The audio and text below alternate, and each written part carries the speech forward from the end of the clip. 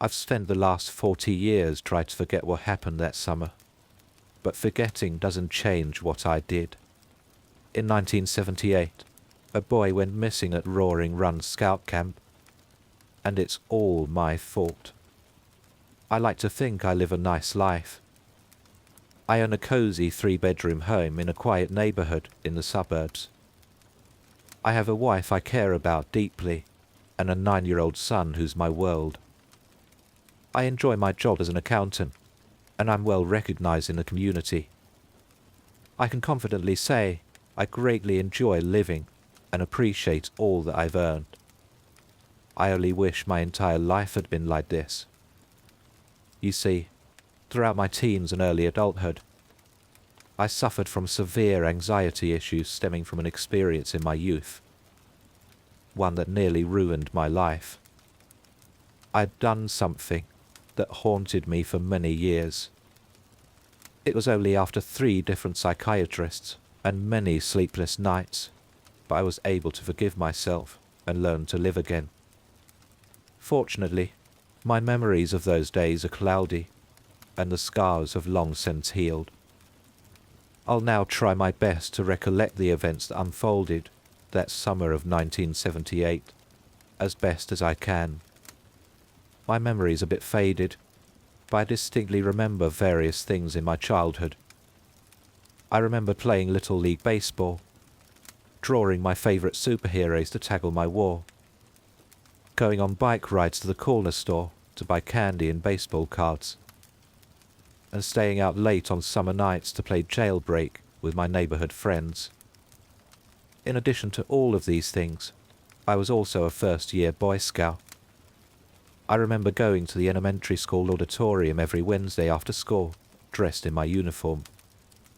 In a troop of about 15 kids my age, I learned all kinds of things, from fire safety to wildlife preservation. As a kid who grew up miles away from any forests, the lessons seemed incredibly abstract, yet entirely fascinating. I'd never been camping before in my life, and the picture these lessons painted appealed to me greatly. Needless to say, after hearing about that year's 2-week-long summer retreat, I was determined to attend. My parents were quite protective over me, they still are, and they were a bit concerned because I'd never left home longer than a day or two. But after days of persistent budding, they reluctantly agreed to send me. That July, I was shipped off to Roaring Run Boy Scout Camp, located only about 2 hours from my home. Coincidentally, it's still a summer camp, only under an entirely different name and affiliation. As we drove up the beaten gravel path, I remember looking in awe at the endless rows of trees and the rustic cabins on either side of the road. We came out to a wide clearing with all of the main buildings of the camp, and I noticed my troop leader in the distance, among a handful of other troop leaders organizing their scouts. After my parents spoke briefly with my scoutmaster about various specifics of camp, my mother gave me a kiss on the cheek, and then they were off. I could hardly contain my excitement for the week. We were paired up with several troops from neighbouring towns, because only a small amount of us showed up from each troop. We placed all of our belongings in our cabin, called Blue Ridge, one of the cabins I saw as I drove into camp. Afterwards, we returned back to the main field, and slowly got to know each other's names by playing various games. I quickly got to know just about all of them, but one in particular stood out to me. He was small, a lot smaller than the rest of us had been. He had frail limbs and messy blonde hair, and the buttons on his shirt were not evenly buttoned. He hadn't said a word since he got there, and I noticed a few of the scouts from his troop were pushing him around a bit and picking on him during the games. For the sake of anonymity, they'll be known as Michael.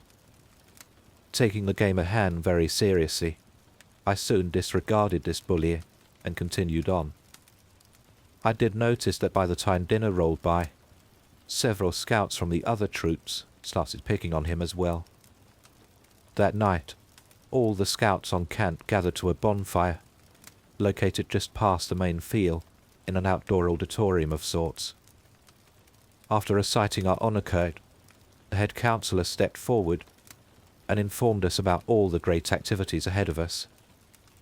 There was swimming, canoeing, rifle and bow shooting, scavenger hunts, hikes, competitions, and nights under the stars, all waiting for us. And I was ecstatic. After a speech on our core responsibilities as Boy Scouts to the environment and community, we were dismissed to our cabin for the night, a 10-minute walk from the main field. Our scoutmasters have forgotten something back at the main camp, so they left to go and retrieve it. Alone, nearly all of the scouts began picking on Michael. It started rather innocently, but grew a lot worse once another scout found a stuffed animal tucked under the blankets of Michael's bunk. It was a sickly-looking creature, obviously enduring many years of abuse, and quite frail. They started throwing the bear back and forth, and Michael had no choice but to stand and watch. The riot in the cabin began to spread, and it came to a point where the ringleaders of the bullying criticized the few of us who weren't picking on him. This is my first Boy Scout trip ever, I thought to myself. I wanted to be one of the cool kids. I asked myself, what if I'm the next one they start bullying?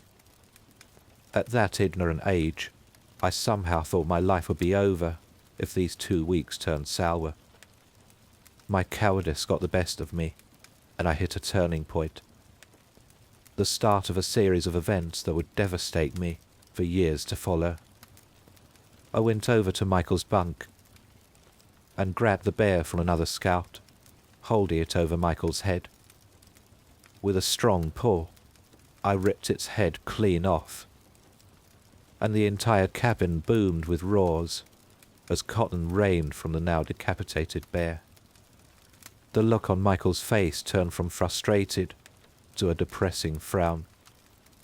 That damn look on his face is still burned into my memory. For a brief moment, I felt a wave of extreme guilt. I'd been raised better, and I knew my mum would be disappointed if she knew. However, I quickly forgot about it as the entire cabin continued the outburst of laughter and praised me with comments. I was in. Just as the scoutmasters returned, one of them shouted, "What on earth is going on here?" We all grew silent, expecting to pay the price for destroying the bear. Michael showed little emotion. He gathered the cotton he could from the floor and retreated back to his bunk without saying a word. We expected him to tell on us, but all he did was pull the covers on top of him and lay silently. We thought we'd just lucked out. God, I wish Michael had just spoken up and got us in trouble right there and then. My 15 minutes of fame had gotten to my head, and I longed to be praised more. It was odd. I didn't dislike Michael, yet I resorted to calling him names and pushing him around, just for the shallow acceptance of my peers. As I speak about it now, a great deal of guilt and shame is returning. If only I'd known what my actions would lead to. A day passes. It's now the 3rd day. I'm unsure if this is still customary for Boy Scouts, but back then, we all had a few pieces of equipment to look after. Particularly our mess tins, which were used for breakfast, lunch and dinner. On the 3rd afternoon of camp just before lunch, I had a perfect joke in mind. I talked with the other kids in my cabin and convinced them all to leave their mess tins on their bunks, so we could force Michael to run back and retrieve them. Though pretty innocent compared to the other things Michael put up with that week, my cabin mates thought it was brilliant. This is where it all began. We all piled into the chow hall and found our seats. Michael was the last to walk in, and took a seat at the end of the table with his head down, his mess tin in hand. I spoke up. "Hey, Michael, We all kind of forgot our mess tins in the cabin. Think you could get them for us, pal?" A few of the guys chuckled. Michael didn't move. I spoke up. "Michael, it'd be a real shame if you didn't listen to us. Now go get our mess tins." Reluctantly, Michael got up and walked out the door. "I can't believe you're going to do that," one kid said. "What a coward," another said. "You're the man," the kid to my right said to me. We all got a pretty great hoot about it. 10 minutes pass. "What the heck is taking him so long? I'm hungry," I said. "He's probably fumbling all of our mess tins," another one said. "That pansy had better get his ass back here," another said. 30 minutes pass. No Michael. He probably just got lost, I thought to myself. An hour passes.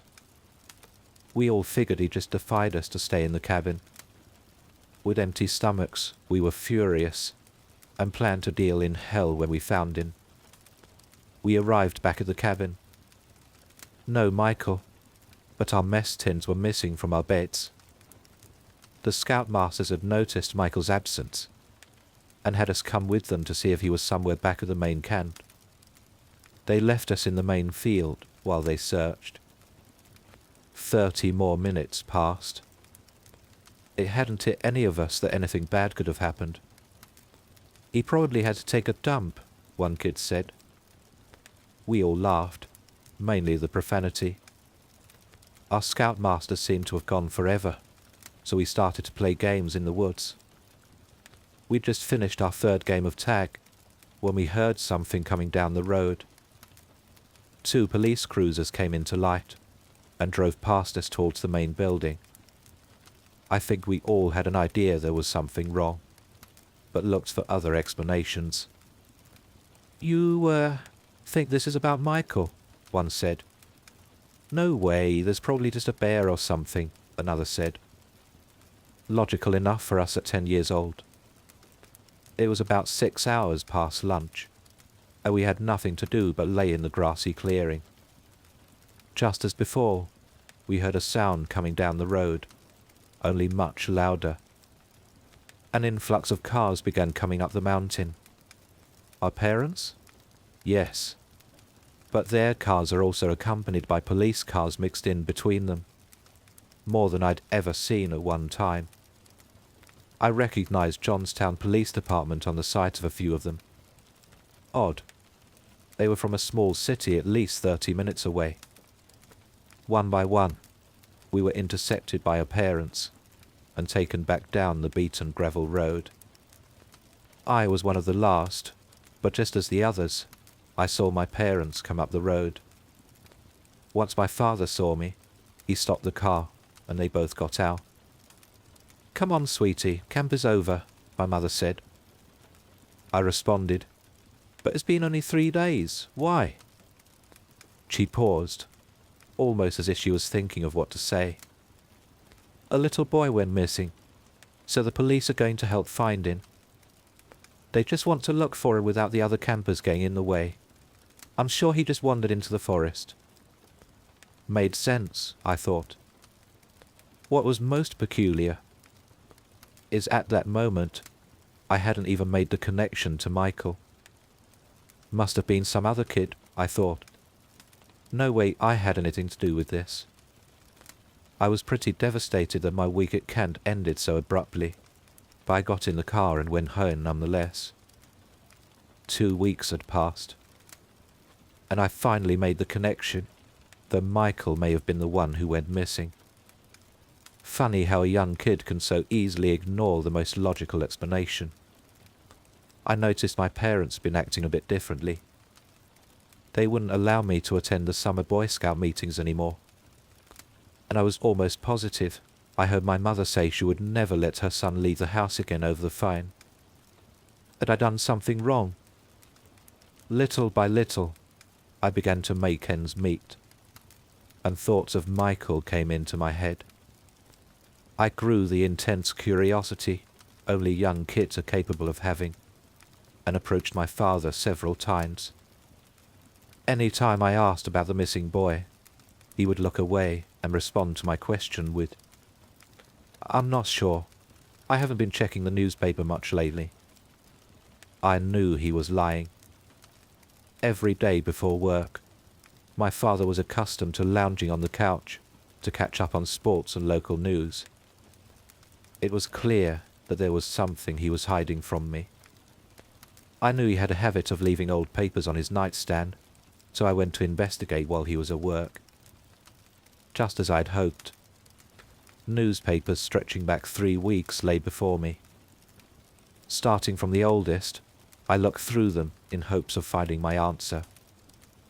Eventually, I found it.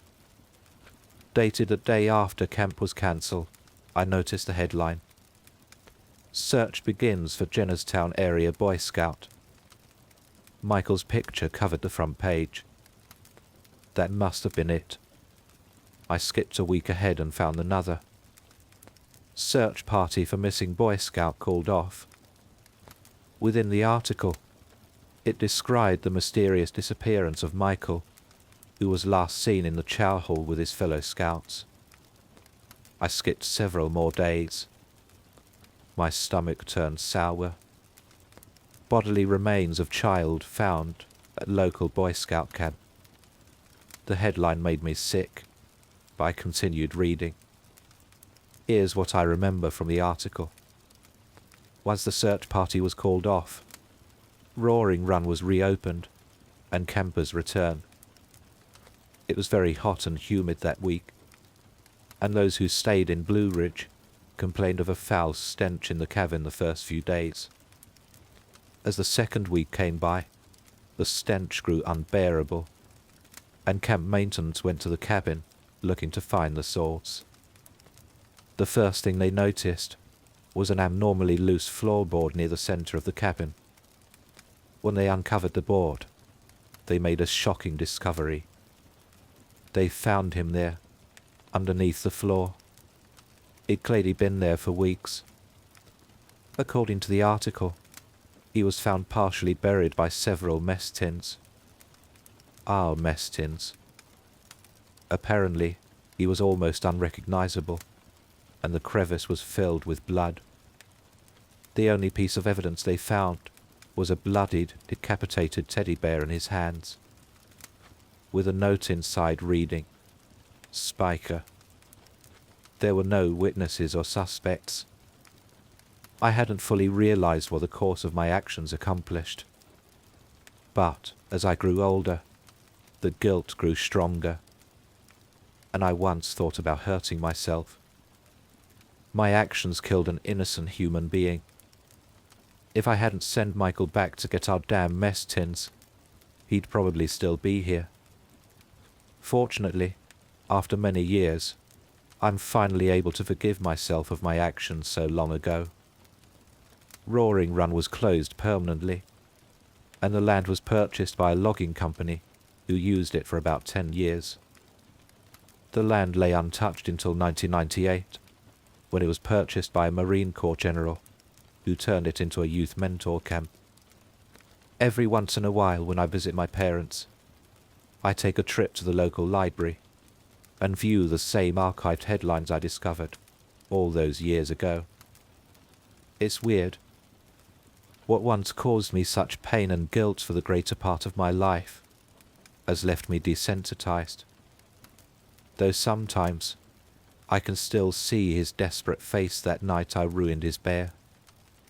If only I'd known what was in store for the summer of 1978. But one mystery remains. I still have no idea what happened to him, and I don't know what the word spiker means.